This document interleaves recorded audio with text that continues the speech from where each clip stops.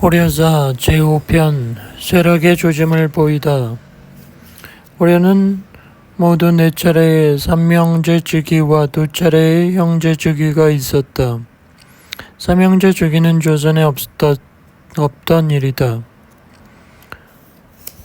당시 태조에게 2딸을 후궁으로 들여보낸 왕규가 무소불위 권력을 휘둘렀다. 왕규는 자신의 외손자 광주 원군으로 하여금 혜종의 뒤를 잇게 하려고 혜종의 두 이복 동생 왕요와 왕소를 여러 차례 참소하였으나 혜종은 끝까지 형제를 보호하고 왕위까지 왕요에게 넘겨준다.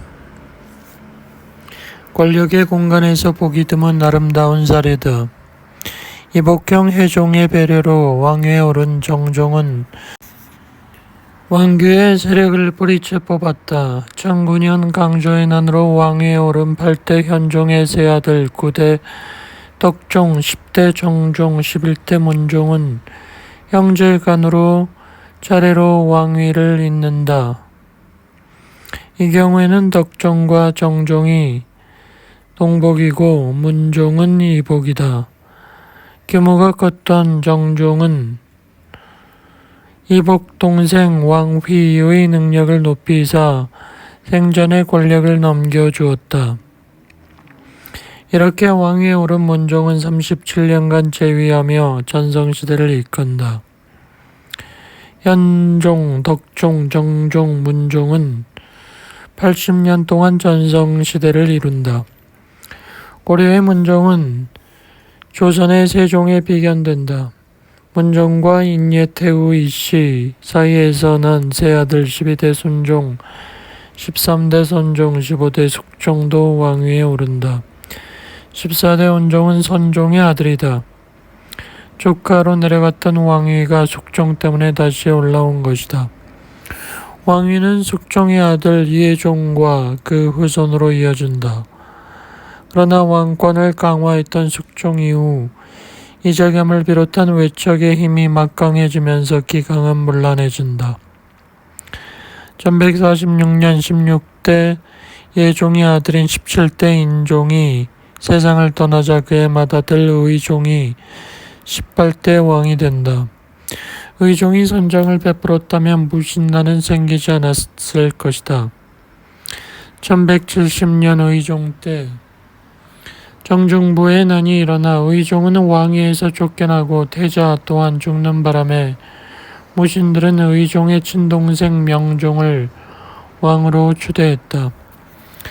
1197년 명종이 친동생 신종에게 왕위를 물려준 것은 최충원의 강압에 의해서이다. 이때부터 최씨 정권 60년이 시작됐으므로 최씨가 왕이었다. 그래서 7년간 재위한 신종에 대해 고려사는 어수업이라고 부르고 있다.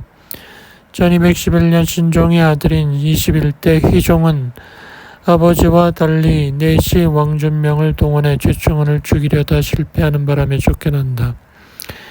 그 후 고려 왕위는 다시 신종의 형 명종의 아들 22대 강종으로 이어져 간다. 다만 허수아비로 살아야 했던 신종에게 위안이 될지 모르지만 마지막 임금인 34대 공양왕이 신종의 7대 손이었다.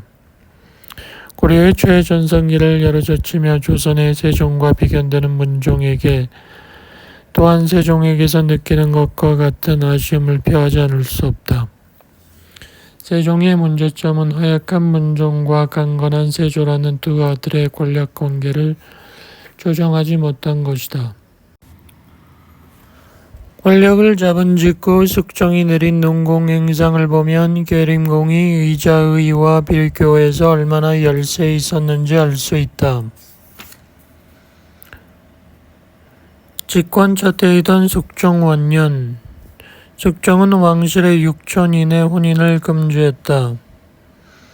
한 인주 이씨 세력이 침투해 들어오는 것을 경계했던 것이다. 숙종이 인주 이씨를 경계한 것은 공식적으로는 단 한 명의 부인과 평생을 해로한 데에서 드러난다. 명의 왕후 유씨는 문화시중 유홍의 딸이다. 숙종 2년 첫 아들 이해종을 낳았고 이후 상당 후 필, 위명국사, 징엄 등 6남 4녀를 낳았다. 그리고는 어떤 후궁도 받아들이지 않았다. 그래야 인주이씨 쪽의 혼인공세를 차단할 수 있었다. 숙종이 역사에 기록되어야 할 커다란 업적의 하나로는 고려를 화폐사회로 전환시킨 것이다. 대각국사 의천이 주전 사업을 건의했다. 국왕의 의지가 있었기 때문에 가능했다. 숙종은 1097년 주정관을 두고 주화를 만들어 통용하게 했고 1101년에는 본국의 지형을 본떠 활구를 주조하고 이듬해에는 고주법을 제정하여 해동통보를 만들었다. 고려의 예종은 적절한 나이인 28살에 임금에 올라 17년 동안 임금자리에 있었고 숙종의 장남으로서 정통성이 있었기 때문에 성군의 평가를 받는 조건에서 출발했다. 아버지가 길러놓은 뛰어난 신하들이 많았다. 시작은 좋았다. 아버지 숙종이 숭유, 숭불이었다면 아들 예종은 보다 숭유 쪽이었다. 억울한 것은 아니다. 예종은 먼저 아버지 숙종의 못다한 꿈, 동여진과의 전쟁에 적극 나선다. 직관 초부터 북발 준비를 해온 예종은 예종 2년 윤 10월 순창관 남문에서 군사를 서열하고 윤관을 원수, 오연총을 부원수로 임명했다. 그리고 예종은 천문관이 군사들을 평양에서 전송하는 것이 길하다는 건의를 하자 직접 서경으로 거동하여 원산 함흥 지방을 향해 떠나는 고려 3군을 전송했다.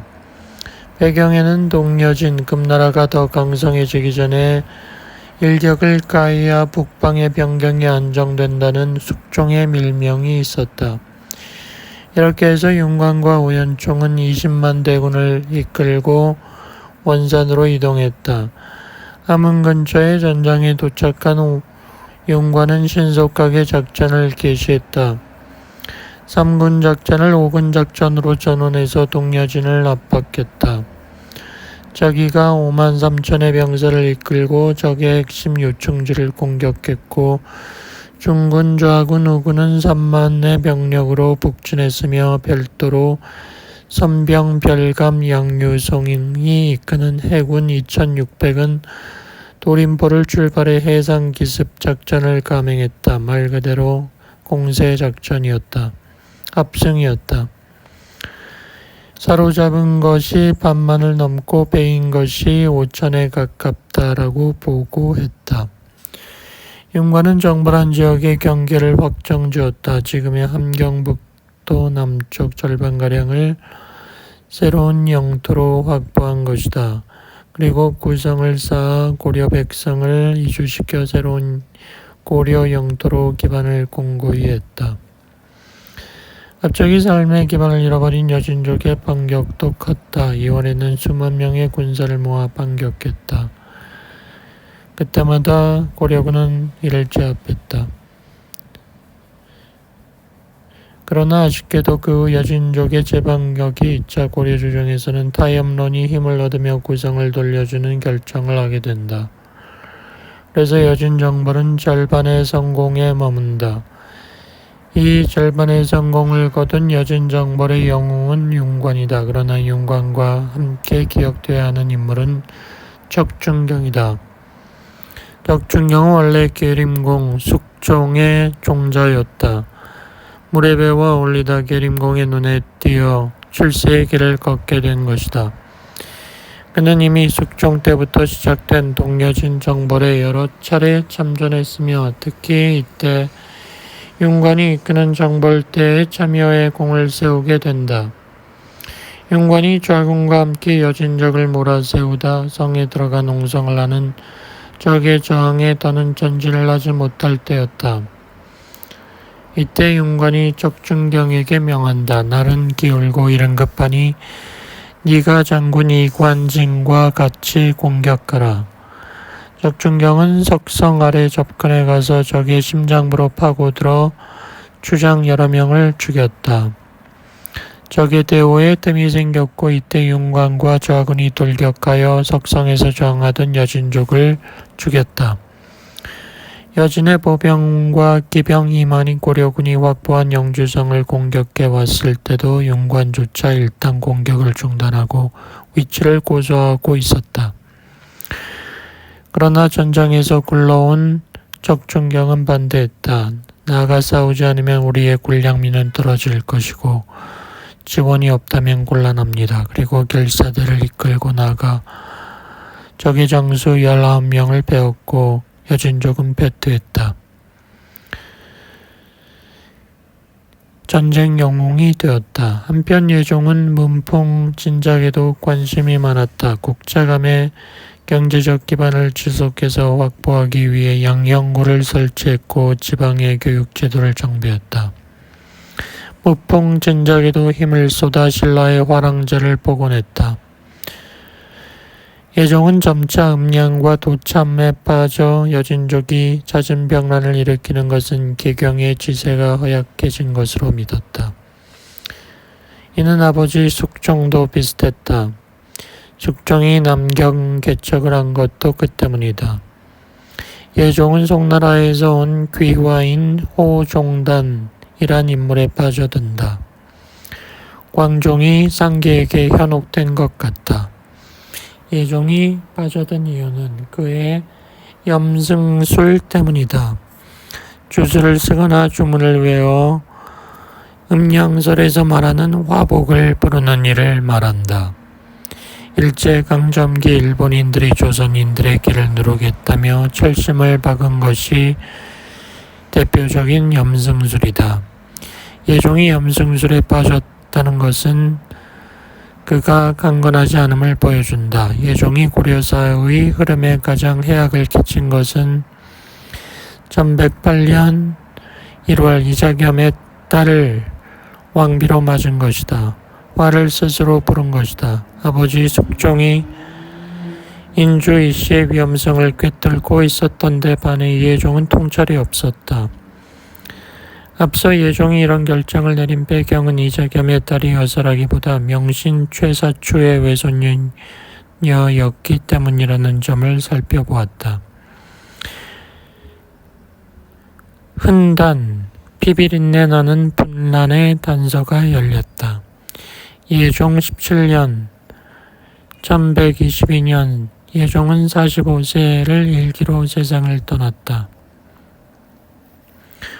오종단을 신임하여 잘못 그의 말에 미혹됨으로써 실수를 면치 못한 바가 있었지만 군사를 발동하는 것이 어려운 일임을 알았기 때문에 원한을 참고 동여진과 우호 관계를 맺음으로써 인접지대의 백성을 보호하였다고 전한다. 당대의 학자이자 명신인 한안인의 말을 빌려 예종의 17년간 사업은 후세의 모범이 된다고 했다. 라고 결론 내리고 있다. 시호법의 예는 슬기롭고 명철한 사람에게 적용된다. 고려시대 서북면 개척의 영웅이 강감찬이라면 동북면 개척의 영웅은 윤관이다. 고조부 윤신달이 대조 왕건의 고려 건국을 도운 사만공신이었음을 생각한다면 파평 일대의 오랜 호족이었을 가능성이 높고 고려 건국 후에도 명문과 전통을 이어온 것으로 보인다. 아버지 윤지평은 검교 소부 소감이라는 중간관리직을 지냈고 윤관은 문종 때 과거 급제의 벼슬길에 나섰다. 강감찬처럼 윤관도 문관이었다. 어사대부, 한림학사 등 요직을 거쳤고 숙종 때는 동북면 도통사로서 여진정벌에 참여했다. 이후 윤관은 북방개척을 평생 임무로 생각한다. 예종도 아버지 숙종의 북벌 의지를 계승했으므로 윤관은 이쪽으로 나아갈 수 있었다. 윤관이 17만 대군을 이끌고 북벌에 나설 때 부원수 오연총은 회의적이었다. 그때 윤관은 말한다. 당신이나 내가 아니면 그 누가 죽음의 땅으로 가서 국가의 치욕을 씻겠는가. 마침내 오연총도 결의를 다졌다. 영주성 전투 당시 척춘경의 결사항전 의지에 감동해 말했다. 이제부터 나는 너를 자식같이 생각할 터이다. 윤관과 척춘경은 의부자 관계를 맺은 것이다. 이후 척춘경은 윤관의 지원에 힘입어 중앙관직에서 승승장구한다. 윤관에 대한 고려사의 평이다. 어려서부터 학문을 좋아하여 손에서 책을 놓지 않았고 장상이 된 후에도 진중에 있을 때에 항상 경서를 가지고 다녔다. 또 어진 일을 우대하고 선한 일을 즐겨했다. 윤관에게는 윤원인, 윤원순, 윤원식, 윤원희, 윤원민 등의 아들이 있었다. 그중 윤원희는 주역에 뛰어났다. 고려사 열전윤관조는 예외적으로 그의 후손들의 행적도 기록한다. 공신 윤관의 집안이 이때부터 명문가가 되었다. 윤관이 죽은 후 고려는 경랑 속으로 들어간다. 아들 윤원희는 김부식과 대립 관계를 맺었다. 윤관이 재상으로 있을 때 예종의 명을 받아 1101년 세상을 떠난 대각국사 의천의 비문을 지은 일이 있었다. 그러나 문과 출신임에도 문제가 약했던지 비문 쓰는 일이 여의치 않았다. 이 사실을 윤관의 수하에게 들은 예종은 김부식에게 비문 짓는 일을 맡겼다. 문제는 김부식이 예의상 재상이 맡았던 일을 자신은 할 수 없다고 사양하는 신용이라도 했어야 했는데 그렇지 않았다는 것이다. 윤관에게는 여러 아들이 있었는데 그중 윤원희의 학식이 출중했다. 인종 때 문과의 급제에 탁월한 식견으로 인종의 총애를 받게 되는 윤원희는 자기 아버지에 대한 김부식의 무례를 새기고 있었다. 1133년 어느 날 인종이 국자감의 거동에 김부식에게 주역을 강의토록 하고 윤원희에게는 질문을 맡겼다. 아버지의 굴욕을 잊지 않고 있던 윤원희는 주역에 능통했다. 이모저모로 따지니 김부식이 곤란하여 진땀을 흘렸다. 2년 후 1135년 묘청의 난이 일어났을 때 윤원희는 토벌 책임을 맡은 김부식의 막류로 참여해 공을 세웠다. 난이 진압되자 김부식은 묘청의 난 주동자였던 정지상과 윤원희가 연결을 맺고 있다며 몰았다. 윤원희는 한직으로 밀려났다. 윤원희와 정지상이 신참 관리 시절부터 가까웠던 것은 사실이지만 반란을 한 건 아니다. 그런데도 이런 혐의를 받아야 했던 이유는 윤원희나 정지상 모두 칭제건원을 주장했기 때문이다.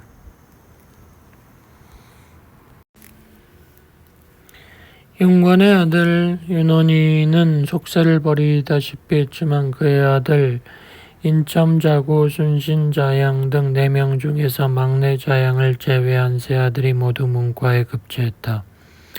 그중 현달한 이는 장남 윤인첨이었다. 외형적으로는 할아버지 못지않은 출세였지만 내용을 보면 그렇지만도 않다. 윤인첨은 의종 때 문과에 급제해 시여사에 오른다. 조선시대 사원부 지평에 해당하는 자리다. 의종은 궁녀 무비에게 빠져 삼남구녀를 낳았다. 이때 무비의 사위가 장모 덕에 특진의 특진을 거듭하는데도 간관들은 말이 없었다. 당시 어떤 사람이 할 말도 제대로 못하는 사원부와 사간원을 비꼬았다.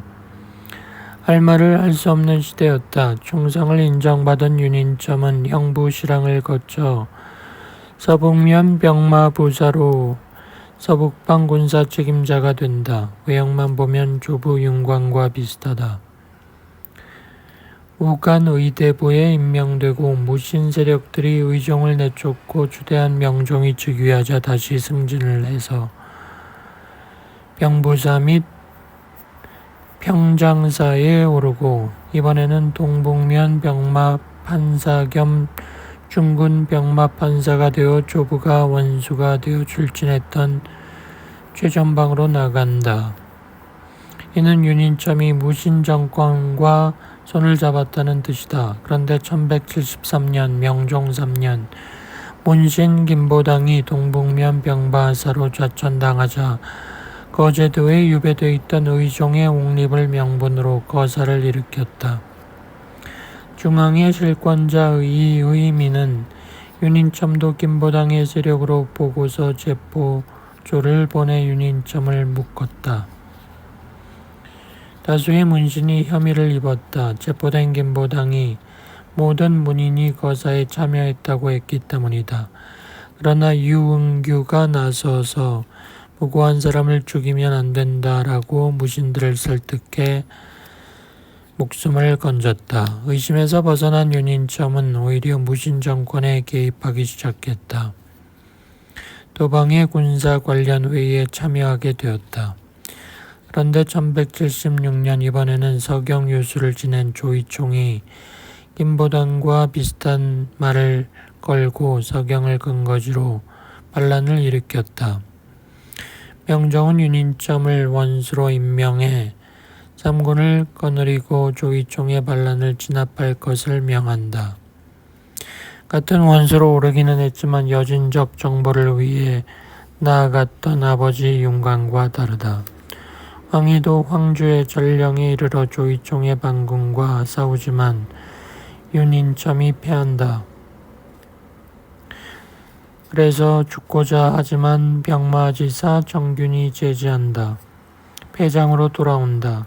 그러나 조정에서는 다시 한번 윤인점을 원수로 삼아 장수들을 보강하고 서경으로 향한다. 이번에는 승리한다. 같은 해 세상을 떠나는데 윤인점에 대한 사관의 평은 부정적이다. 의리의 인물은 아니었던 것 같다. 그의 장남 윤종학은 태부의 주부로 있을 때 정중부에 난이 일어나 문신으로서 불행한 죽음을 맞게 된다. 제6편 문벌의 난립 혼란을 부추기다. 인주이씨 최대 문벌로 떠오르다. 이자에는 문과에 급제하면서 승승장구해 인주이씨를 고려 중엽 최대 문벌로 떠오르게 한다. 조선시대 의정부 찬성에 해당하는 내사시랑 평장사로 있을 때인 문종 6년 세 딸 중 첫째가 11대 왕 문종의 비가 되었다. 나머지 두 딸도 차례로 문종의 후비가 되었다. 이자에는 관리가 지녀야 할 능력이 뛰어나고 강직한 성품이어서 죽어서 문종의 묘정에 배양되었다.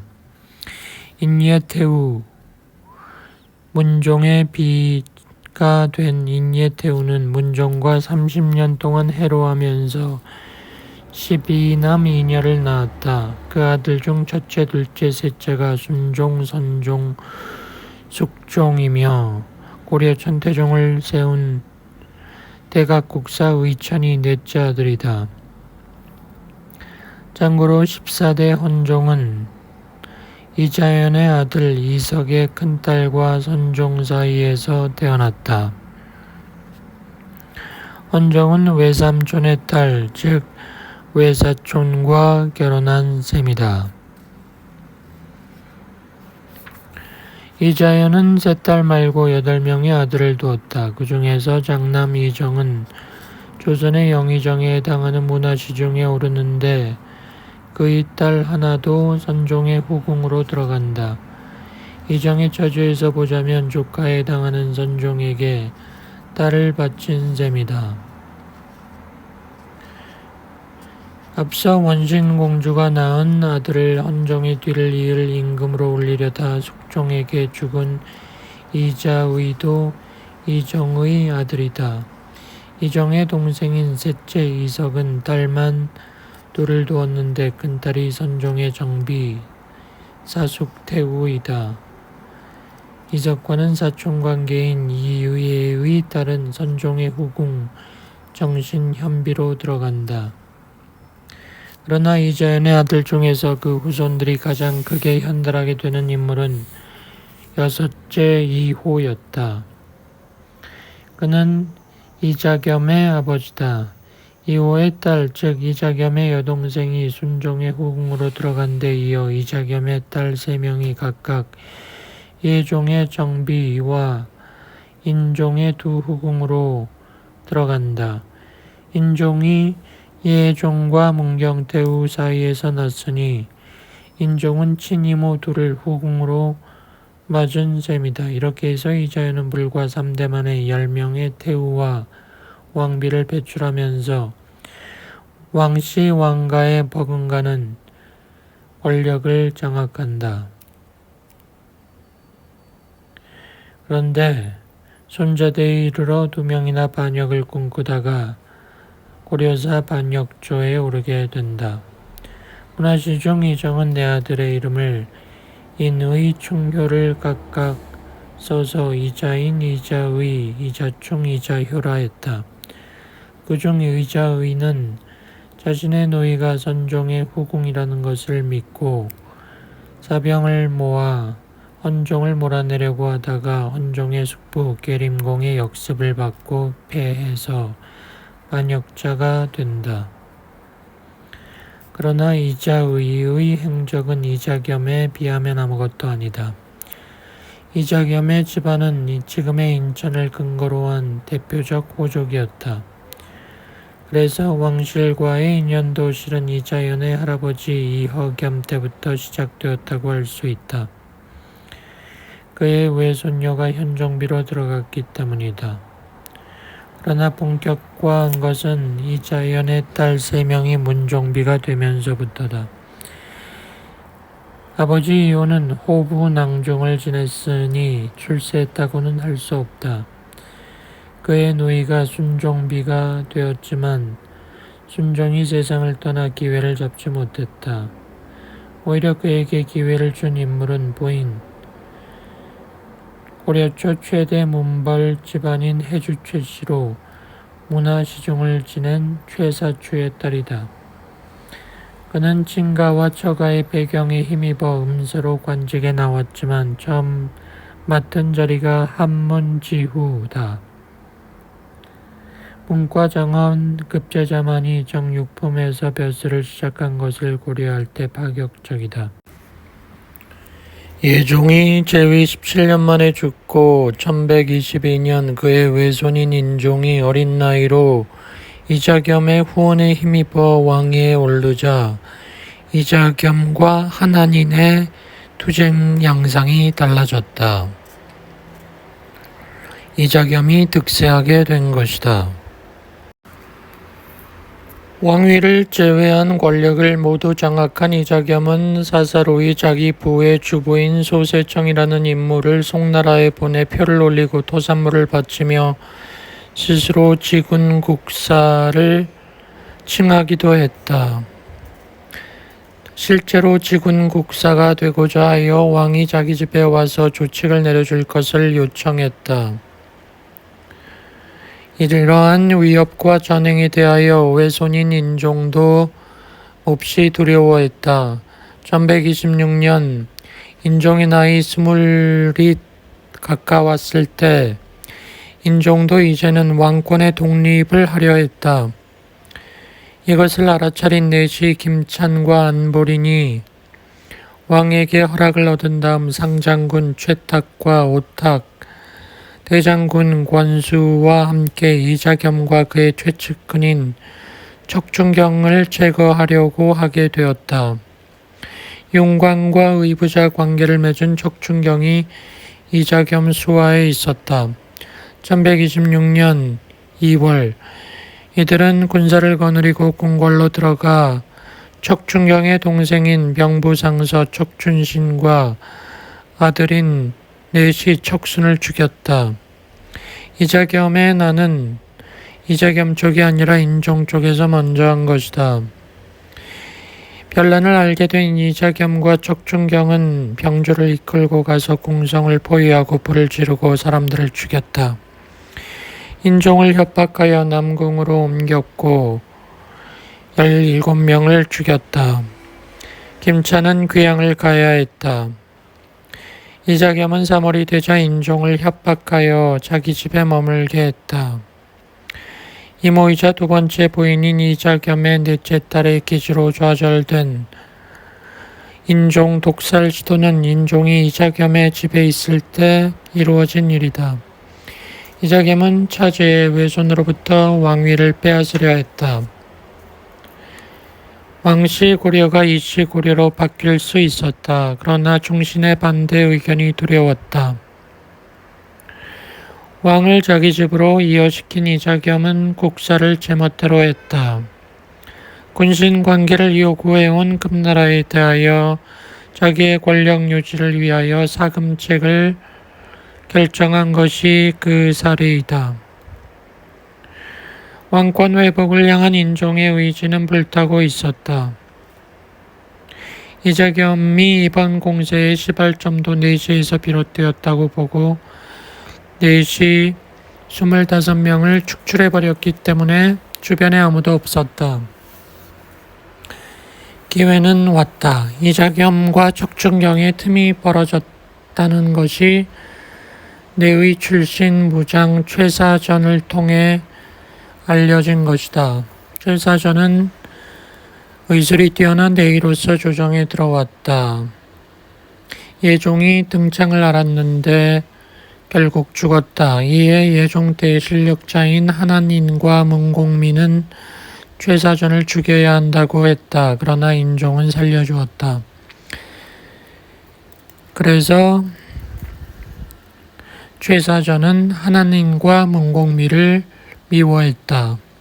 결국 이자겸이 한한인과 문공미 세력을 제거하는 단서를 제공한 인물도 최사전이었다. 최사전은 어의로서 인종의 곁을 지켰다.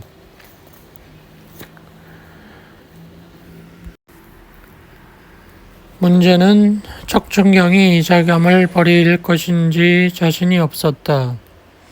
여기서 점을 친다. 길하다는 점괘가 나왔다. 인종은 최사전을 척춘경에게 보냈고 척춘경은 흔들린다. 잘못하다가는 인종을 유폐시킨 책임을 이자겸 대신 자기가 덮어쓰는 게 아닌가 걱정하게 되었다. 이자겸의 아들인 이지연의 종이 척춘경의 종과 싸우며 했다는 말이 척춘경의 귀에 들어왔다. 너의 상전은 임금자리에 대해 화를 쏘고 궁중에 불을 질렀으니 죽어 마땅하며 너도 관노로 편입되어야 할 것인데 네가 나에게 욕을 하느냐. 종들끼리 싸움에서 나온 말이지만 척춘경으로서는 고약했다. 화가 난 척춘경은 이자겸의 집에 들이닥쳐 호통을 쳤다. 내 죄가 크지. 조정에 나가 자수하면 그만이지. 당황한 이자겸은 아들을 보내 설득했지만 마음이 돌아서지 않았다. 1126년 5월 인종은 척춘경이 이끄는 군사들을 대동하고 이자겸을 불렀다. 배색이 짙음을 파악한 이자겸은 소복 차림으로 들어왔다. 척춘경은 이자겸과 처자들은 죽이지 않고 가두었고 이자겸의 주변 인물을 중벌 내렸다. 이자겸은 유배를 간다. 그리고 죽었다. 인종은 권력을 되찾았다. 이후 김부식이 득세를 하게 되고 묘청이 서경천도를 외치다 김부식에게 제압당한다. 제7편 무신정권 한계를 드러내다. 의종 황관의 시대를 맞다. 1146년 2월 인종의 장남인 태자가 임금자리에 올랐을 때 그의 나이 20살이다. 의종은 제위 첫 해부터 격구를 하는 것에 빠져들었다. 앞으로는 격구 기술을 안 하겠다고 선언하였지만 다시 격구를 즐기게 되었다. 의종의 시대는 환관의 시대이다. 고려사 열전에는 환자조가 있는데 그 첫 번째 인물이 의종 때 권력을 휘두른 환관 정함이다. 조선에 오면 환관과 내시를 같은 뜻에서 사용했지만 고려 때는 환관과 내시가 달랐다. 내시는 신진 엘리트 중에서 임금 가까이에서 보좌역을 맡는 직함이다. 고려의 환관은 일반 서민이 아니면 천예의 후손에 속한다. 몽골 지배기가 되면서 황관들이 득세한다. 정함은 노비 출신으로 의종이 태자로 있을 때부터 시중을 들었다. 의종의 유모를 자기의 처로 삼았다. 그래서 의종이 왕위에 오르자마자 총애를 받았다. 의종 제위 5년 윤 4월의 일이다. 의종은 태자로 있을 때 강릉공 김혼의 딸을 비로 맞아들였다. 그리고 자신이 왕위에 오르자 김씨를 공주로 책봉하고 내전에서 연회를 베풀었다. 이때 우간이 왕식이 정함이 허리에 서대를 띠고 있는 것을 보았다. 왕식이 대간의 부하 이빈에게 호통을 쳤고 이빈은 달려가 정함의 허리띠에 있는 서대를 빼앗아 왔다. 이에 정함이 의종에게 고했고 의종은 연회를 파한 다음 자기 서대를 정함에게 주고 이빈을 잡아들였다. 사정이 이렇다 보니 정함만이 아니라 측근이 의종을 향한 충성 경쟁을 벌였다. 의종 12년 1158년 6월 심각한 일이 발생한다. 의종은 권리를 깨고 정함을 임시로 남아 한문지후로 임명하려 했다. 대간들이 거부했다. 대간들이 버티니 의종도 어쩔 수 없었다. 결국 한문지후에 오르지 못한 정함은 역공을 펼친다.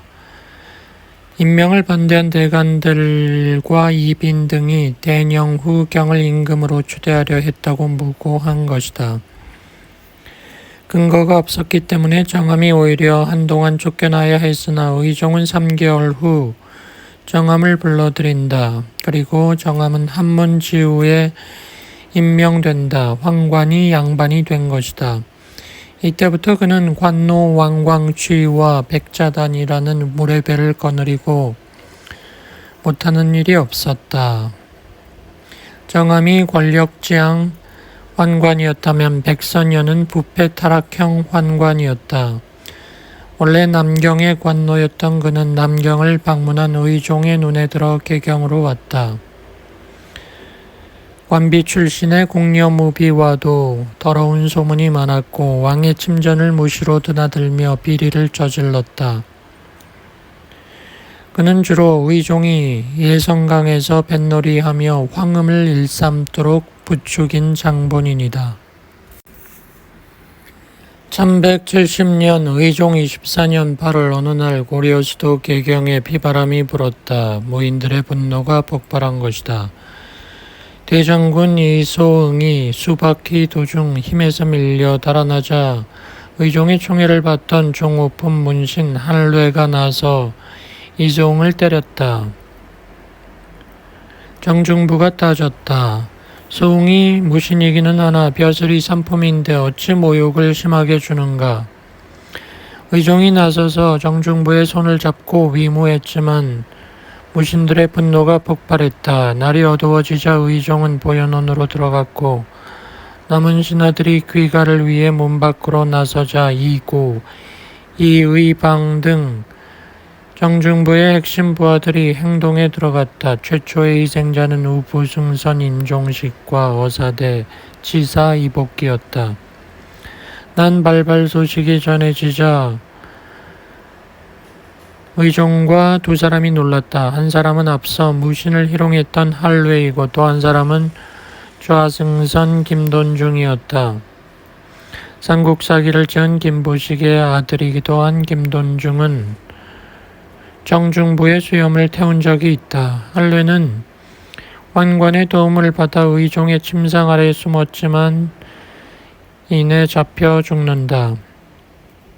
하루에만 50여 명의 문신과 환관이 죽었다. 피해 보복에서 벗어난 문신도 있다. 의종에게 직언을 했던 문극겸은 도망쳤다가 군사에게 붙잡혔지만 장수들이 풀어주게 된다. 외교의 달인 서의의 현손 서공도 평소의 덕망으로 목숨을 건졌다. 한편 무신세상을 열어준 장본인인 의종의 말로는 비참했다. 의종은 9월 1일 반격을 시도했지만 실패하고 왕위를 내놓고 거제연으로 추방당한다. 명종 3년 1173년 8월 동북 면병바사 김보당이 의종의 복위를 명분으로 군사를 일으켰지만 실패하고 다시 한번 개경에서는 문신도륙이 진행된다. 정중부에서 경대승, 이어서 이의민으로 이어지던 권력이 최충원, 최충수에게 들어온다. 최씨 형제는 명종을 폐위시키고 동복아우인 평랑공 민을 임금으로 추대한다. 그가 신종이다. 혁명동지였던 최씨 형제의 틈은 차기 권력을 두고 벌어진다. 신종이 왕이 됨에 따라 그의 아들 왕년이 태자가 되었다. 태자는 결혼한 상태였는데 최충수가 태자비를 내쫓고 자기 딸을 태자비로 삼으려 했다. 최충원이 반대한다. 이미 창화백 왕후의 딸이었던 태자비는 궁궐에서 내쫓긴 상황이었고 최충수는 새로운 결혼을 하려 했다. 최충원은 광화문에 군사를 풀어서라도 최충수의 딸이 궁중으로 들어가는 것을 막으라고 했다. 그들은 붙는다. 최충원이 이긴다. 이렇게 해서 등장한 최충원, 최의, 최항, 최의로 이어진 최씨 4대 무신 정권의 계승관계는 폐륜의 시대였다.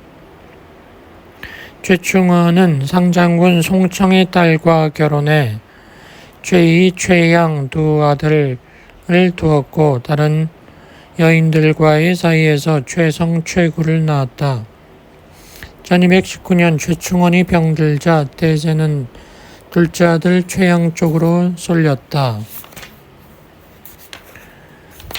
대장군 최준문, 상장군 지윤심 등 핵심 무장 사인은 최의를 제거하고 최양을 추대기로 결의했다. 그러나 이것을 알아차리던 최충원은 병석에 누운 초기에 최의에게 경고한다.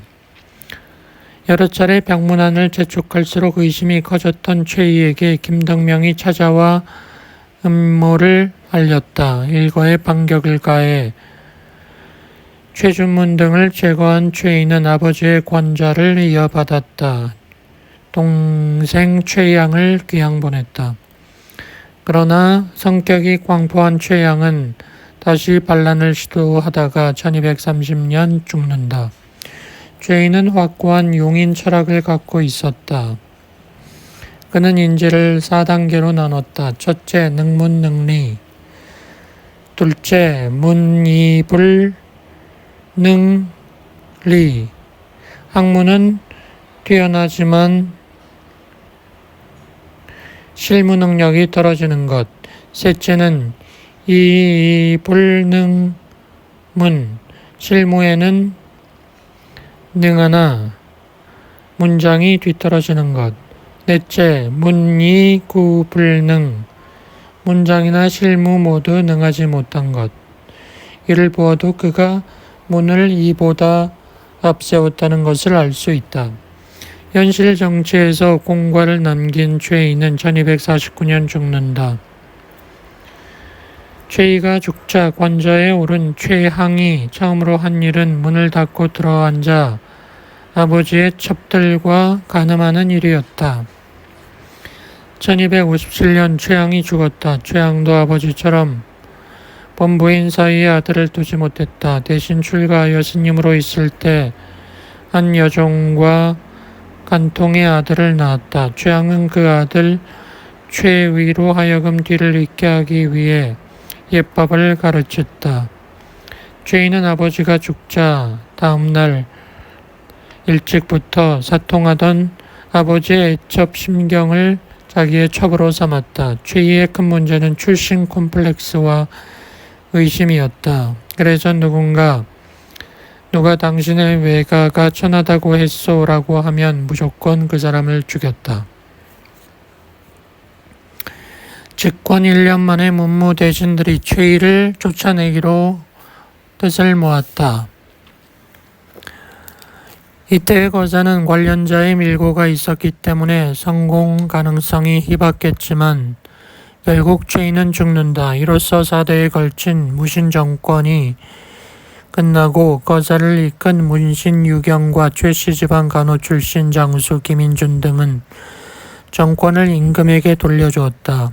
그러나 얼마 후 김인준이 다시 정권을 빼앗아 고려의 무신 정권이 다시 이어진다. 최충원, 최이, 최항을 거쳐 고종 44년 윤 4월 최항의 사생아인 최이에게 이어진 최씨 정권은 종말을 맞고 있었다. 최이가 집권한 지 1년밖에 안 된 고종 45년 4월 최항의 총애를 받았던 국자감 대사성 유경이 최이의 폭군적 행태를 문제 삼으며 별장 김인준, 장군 박송비 등과 모이 최이의 집을 급습해 최이와 일당을 베었다. 흥미로운 건 지금부터다. 왕정복과의 공신 유경, 김준, 이면은 3인 3색의 다른 정치 행로를 보여주기 때문이다. 노자의 도덕경에 공수신퇴는 하늘의 이치라는 말이 있다. 공을 이루고 나면 몸을 뒤로 물리라 라는 말이다.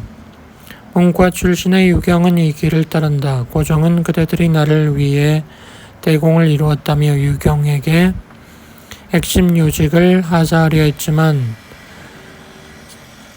상장군 직만을 받아들였다. 1등 공신 유경의 관세가 날로 성하자 김준과 이면이 참소했고 고종은 유경의 승선직을 박탈한다. 이렇게 해서 2등 공신 김준이 유경의 빈자리를 차지해 실세로 떠오른다. 이어 고종이 죽고 원종이 즉위하자 공신의 순서마저 뒤집어 김준이 1등 공신이 됐고 유경은 5등 공신으로 강등되었다. 원종은 김준에게 의존했으나 문구를 보는 시각에서 두 사람은 화합할 수 없었다. 원종은 친목 노선이었지만 김준은 최씨 정권의 반목 노선이 체질화되어 있었다. 김준은 원종 즉위 전에는 원종의 동생을 왕위로 올리려 시도하기도 했고 원종 즉위 후에 스스로 거사를 꿈꾸기도 했다. 이에 원종은 1268년 12월 또 한 명의 공신인 임면을 설득해 김준을 제거한다. 임면은 김준에게 눌려 지내기는 했다. 하지만 성질은 김준 못지 않았다. 김준의 아들과 토지 문제를 놓고 싸우기도 했다. 이런 악연을 이용해 원종은 자기의 재위 10년간 권력을 휘두르온 김준을 제거했다. 문제는 임면이 역시 못된 인간이었다는 것이다. 김준의 자리를 임면이 이어받아 1등 공신을 차지하고 실권을 장악했으나 원종은 환관, 최은, 김경 등을 통해 임면을 견제했다. 이에 임면은 1년 후인 원종 10년 최은, 김경을 제거하고 원종의 측근들을 귀양 보내고 6월 18일 삼별초를 동원해 원종의 친동생 안경공 왕창을 신왕으로 추대하고 대궐에서 즉위식을 거행했다. 원종은 쫓겨나 민가에 유폐되고 임현은 김준의 옛집을 차지했다. 몽골에 간섭이 없었다면 이대로 왕위가 바뀌었을 것이다. 마침 태자가 몽골에 있었기 때문에 몽골은 태자를 앞세워 타계를 시도했다. 그리고 12월 10일 국왕 안경공 임현 3인이 몽골에 들어와 사실대로 설명할 걸 압박하면서 그때까지 들어오지 않으면 대군을 파견하겠다고 말했다. 결국 임현은 11월 23일 안경공을 폐하고 원종을 복위시켜야 했다. 그리고 원종만 몽골로 향한다. 무신 정권하에 허수아비 임금들. 경주에 머물던 의종은 명종 3년 10월 곤원사 북쪽 연못가에서 의민에게 살해됨으로써 생을 마감했다. 이때 그의 나이 47세였다. 그에게는 의종이라는 묘호가 부여되었다. 의종의 의에는 과감하다라는 좋은 뜻 외에 함부로 화내다라는 뜻이 있다. 의종의 뒤를 이어 무신들이 추대한 임금은 명종이다. 왕위에 올랐을 때 39이었다. 고려 21대 국왕 희종은 1204년 아버지 신종이 당시의 실권자 최충원에게 쫓겨나자 왕위에 오르게 된다. 아버지가 생존해 있는 가운데 왕이 된 것이다. 이에 희종의 나이 24살이었다. 최충원이 의민을 제거하고 실권을 잡은 게 1196년이니 최씨 정권도 10년쯤 돼가고 있었다. 희종은 아버지와 달리 왕으로서 자의식이 강했다. 그것은 최충원과 부딪히겠다는 뜻이기도 했다. 희종은 제위 7년을 맞은 1211년 내시낭중 왕준명을 중심으로 한 친위 쿠데타를 결행에 옮긴다. 최충원이 형식적이나마 인사 문제에 관한 보고를 하러 수창궁에 들어오는 것이 거사의 신호탄이었다. 대궐 내 숨어있던 10명의 무장한 승려와 병사들이 기습했다. 놀란 최충원은 일단 몸을 피해 희종이 있는 내전으로 나아갔다. 저를 구해 주십시오. 희종은 문을 열어주지 않았다. 어쩔 수 없이 물러나온 최충원은 다시 한 건물의 구석진 곳에 숨었다. 희종을 돕던 한 승려는 최충원이 숨어있는 곳을 수색했지만 찾지 못했다. 희종과 최충원의 운명이 여기서 갈린다. 최충원의 집안 사람인 상장군 김약진은 대궐을 도망쳐 나온 최충원의 종들로부터 소식을 듣자마자 군사들을 이끌고 대궐로 가서 최충원을 구한다. 거사는 실패로 돌아갔다. 김약진은 아예 희종도 제거하겠다고 했으나 최충원이 만류했다. 명종과 신종을 폐위시킨 경험이 있는 최충원이었다. 다만 왕들은 죽이지 않았다. 희종을 내쫓은 최충원은 희종의 사촌 형이자 명종의 아들인 강종을 22대 임금으로 추대한다. 나이 61세다. 아마도 명종이 강제 폐위되지 않았더라면 명종이 죽은 뒤에 15년 전쯤에 이미 왕위에 올랐을 수도 있는 인물이었다. 한편 자연도에서 유배 생활을 하던 전왕 희종은 쉽지 않은 삶을 살아야 했다. 유배 4년째 8월 최충원은 희종의 유배지를 강화도로 바꾼다. 다시 4년 후인 1219년 사람을 보내 희종을 개경으로 맞아들인다. 희종은 기구하게도 최충원과 사돈이 된다. 그해 9월 최충원도 죽는다. 일단 최씨 집안과 인적 관계를 맺게 된 희종은 부귀영화를 보장받았지만 오래가지 못한다. 또 하나의 허수아비 강화도령 강중. 조선에만 강화도령 철종이 있었던 게 아니다. 고려에도 있었으니 고려의 22대 강종이다. 명종 26년 이민의 아들 이지영이 최충원의 아들 아우 최충수의 집비둘기를 빼앗는 사소한 일을 계기로 이의민 진영과 최충원 진영이 개경 십자가에서 전투했고 승리는 최충원으로 돌아갔다. 최충원으로서는 명종이 자기 편이 될 수 없다고 판단해 폐립시키고 명종의 동복 아우를 왕위에 앉힌다. 그가 20대 신종이다. 그리고 명종의 아들 태자는 강화도에 유폐시켰다. 이 고려판 강화도령은 성품이 유순하고 권력에도 뜻이 없었을 것이다. 1204년 제위 7년째를 맞은 신종이 61세를 일기로 세상을 떠나자 장남이 왕위를 이었다. 21대 희종이다. 이미 나이 50이었던 희종은 왕권을 되찾으려 노력한다. 그러나 1211년 왕준명 등이 최충헌을 죽이려다 실패하는 사건 때문에 희종도 폐립당한다. 강화생활 15년 만에 개경으로 복귀해 이듬해 왕위에 오르는 이가 명종의 아들이자 희종의 사촌인 22대 강종인 것이다. 제8편 고려의 굴욕 충차 임금이 출현하다. 고려 몽골의 굴복가다. 22살의 고종이 왕위에 오른 1213년은 최충원의 횡포가 극에 달했다.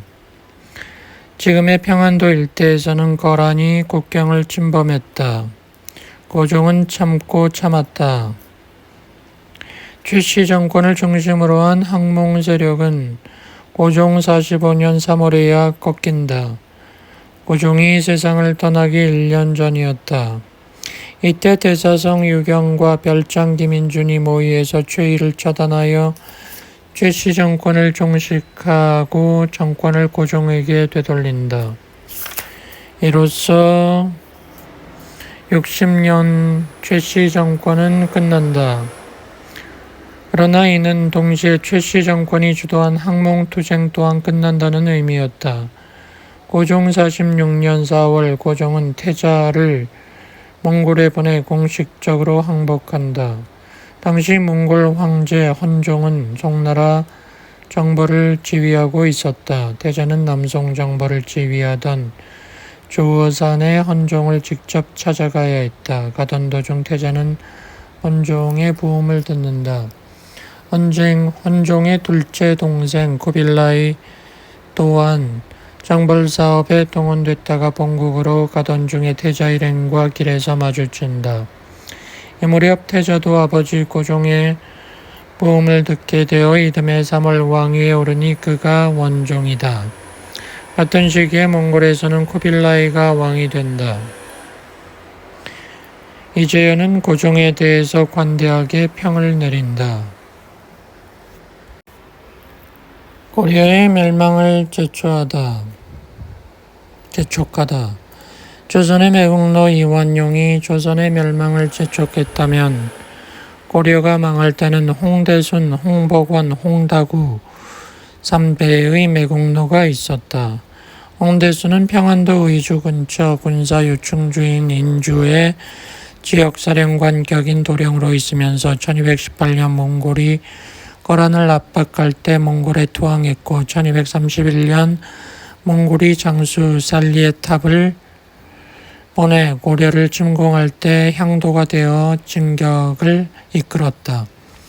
홍대순의 아들 홍복원도 아버지를 따라 모인의 길을 걸었다. 1232년 고려 정권이 강화도로 천도하며 대몽항전에 들어가자 홍복원은 몽골군의 일원으로서 서북지방을 책임지는 낭장으로 있었다. 이듬해 무신정권 실력자 최희가 병사들을 보내 서경 탈환 작전을 펼칠 때 홍복원은 대패하고 원나라로 기어들어갔다. 그 후 몽골은 다시 고려를 침략하는데 앞잡이가 홍복원이었다.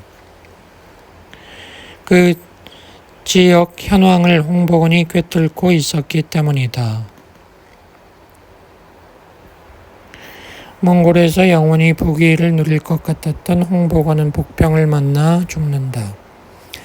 당시 인질로 몽골에 끌려와 있던 왕족인 영영군 왕준이 복병이었다. 고려가 고종 24년 1237년 마침내 몽골에게 항복하고 몽골이 고종에게 친조를 요구하자 왕실에서는 대안으로 이듬해 왕준을 고종의 친자식이라고 속여 몽골에 보내게 된다. 요동 지방으로 끌려간 왕준은 홍보군의 집에 머문다. 세월이 길어지니 사이가 나빠지고 왕준은 불평한다. 그 사이에도 고려가 조공을 제대로 바치지 않는다는 이유로 1246년, 1247년 몽골은 고려를 침공했는데 이때도 홍보군은 선봉에 섰다. 홍보군과 왕준 사이의 사단은 1258년에 벌어진다. 홍보군의 아들 홍다군은 한술 더 떴다. 원종 12년 황제의 칙사를 갖고서 고려를 찾은 홍다군은 원종을 보고서 절도하지 않았다. 고려와 일본이 내통하고 있다는 거짓 정보를 황제에게 올려 몽골이 두 차례에 걸쳐 일본 정벌에 나서게 한 것도 홍다구의 지시였다. 지휘부 일부만 뺀다면 온전하게 고려의 국력을 동원한 정벌이었기에 고려의 고통이 말할 수 없었다. 심지어 그는 충렬왕 3년 제3차 정벌을 획책했지만 실행되지는 않았다. 홍보군에게는 홍다구의 아우인 홍군상도 있었다. 그는 충신이었다. 배륜의 발단, 숙창원비, 김치려는 고려 고종 때의 무신으로 거란족을 물리친 대장군이면서 시중에까지 올랐다. 신라 경순왕의 7번째 아들 김선을 뿌리로 하는 언양 김씨로 김치려가 시중이 됨으로써 고려의 명문가 반열에 오르게 된다. 김치려의 아들 김전도 운하시랑 평장사에 오른다. 김전에게는 김양감, 김군, 김중, 김보, 김병 5 아들이 있다. 그중 김병은 문과의 급제에 충렬왕이 세자 시절 원나라의 인질로 갈 때 배행해 공을 세웠다. 김전의 장남 김양감은 기록이 없다. 그 딸이 절세민이었다. 고려사 충렬왕 23년 8월 세자 충선왕이 죽은 진사 최문의 처 김씨가 아름다웠으므로 그를 왕에게 바쳤다는 기록에 등장하는 젊은 과부 김씨가 김양감의 딸이다. 그 전달에 세자는 아버지 충렬왕이 무비라는 궁녀에 빠져 어머니인 제국대장공주 쿠빌라이의 딸을 홀대하는 바람에 어머니가 죽었다고 생각해 무비를 비롯해 그녀를 둘러싸고 있던 황관들을 죽여버린 일이 있었다. 즉 아버지의 노여움을 풀기 위해 무비를 대신해 미모의 김씨를 헌상했던 것이다. 내친김에 세자는 이듬해 정월 아버지로부터 왕위를 넘겨받지만 원나라와의 관계가 좋지 않아 7개월 만에 다시 왕위를 아버지에게 돌려주고 자기는 원나라로 간다.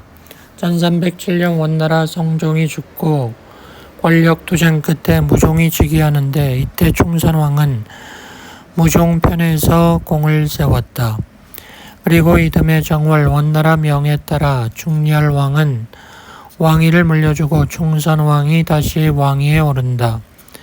7월에는 충렬왕이 세상을 떠났다. 아직 상중이던 10월 어느 날 충선왕이 김문연의 집에 가서 숙창원비와 상대하여 시간을 보냈는데 비는 김문연의 누이 동생이다 라고 했다. 숙창원비는 충선왕이 아버지를 위해 헌상했던 젊은 과부 김씨가 후궁이 되면서 받은 칭호다. 자신이 드렸던 아버지의 후궁을 다시 자신의 후궁으로 맞아들인 것이다. 이런 폐륜을 비판한 신하가 우탁이다. 우탁은 임금이 아버지의 후궁과 통했다는 소식을 듣자 상소를 올렸다.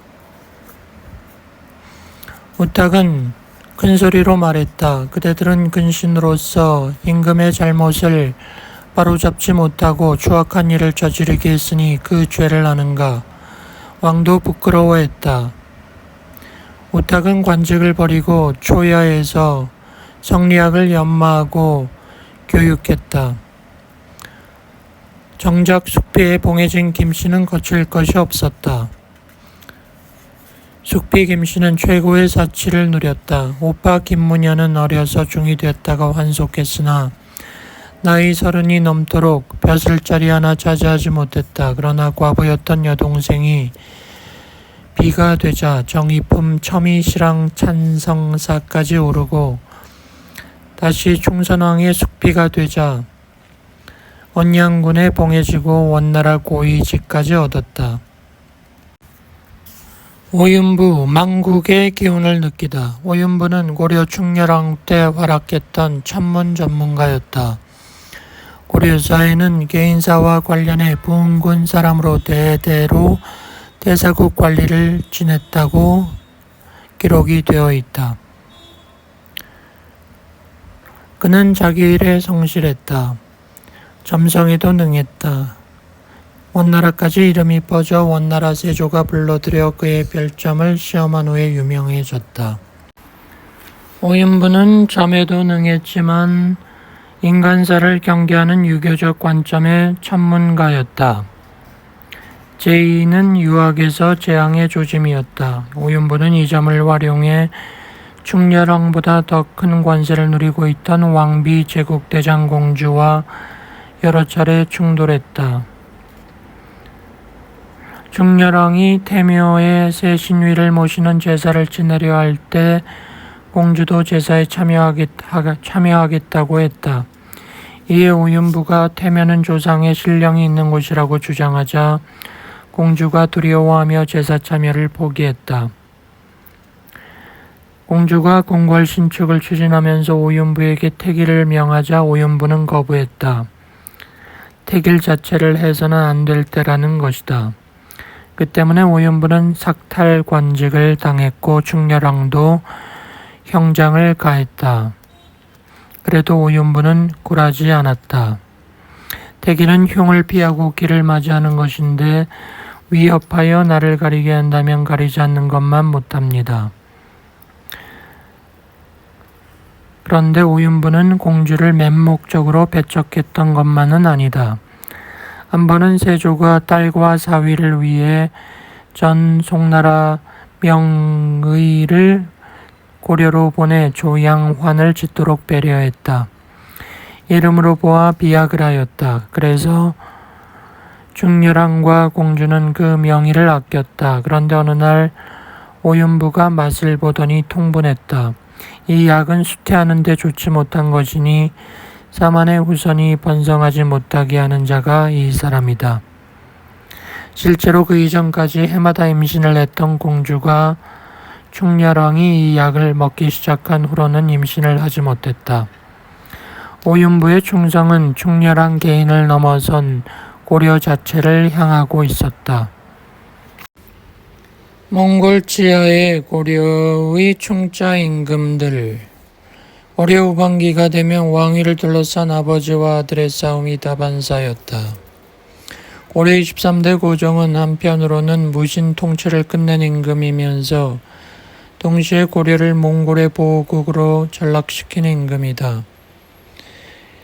이어 원종은 원나라 황제의 딸들을 왕비로 맞아 고려를 원나라의 부마국으로 전락시켰다. 이후 충자 임금이 들어선다.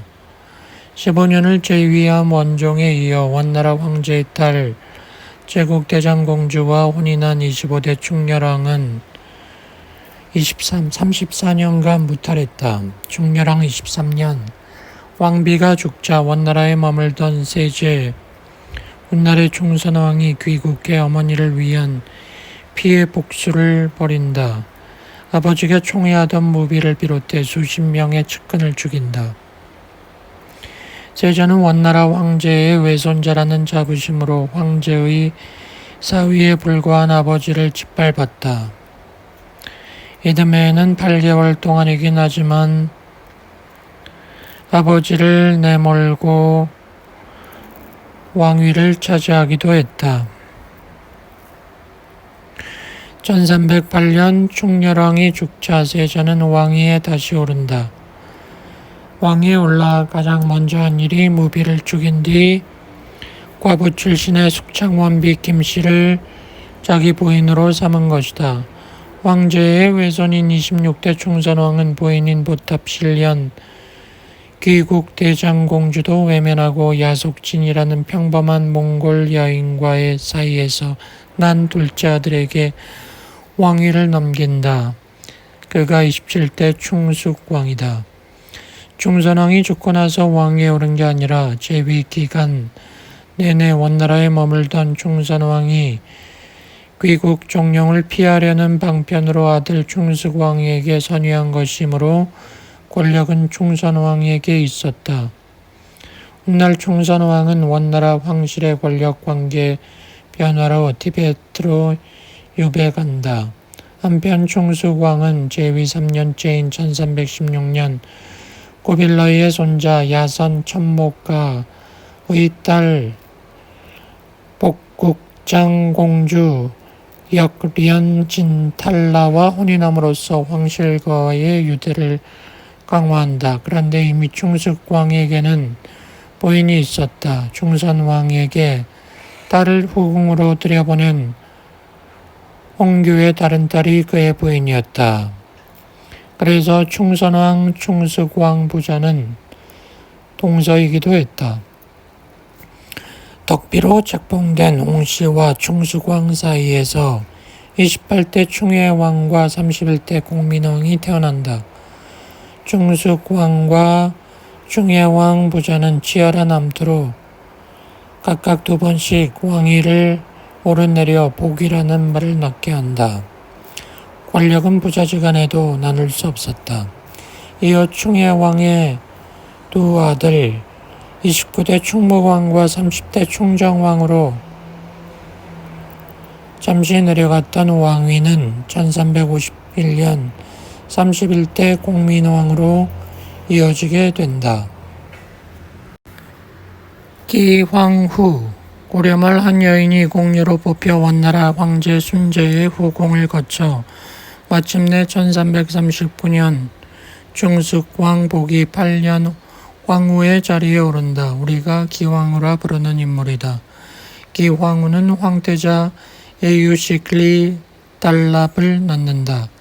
고려가 여전히 원나라의 사위 국가였음을 고려할 때 고려에 남아있던 기황후의 가족들이 권세를 누렸음을 알 수 있다. 기황후의 아버지 기자오는 지방수령을 지낸 인물로 이행검의 딸과 결혼해 기식, 기철, 기원, 기주, 기륜 5 아들을 두었고 막내딸이 기황후다. 기황후가 황태자까지 생산하자 기씨 집안은 하루아침에 고려 왕실에 버금가는 지위가 된다.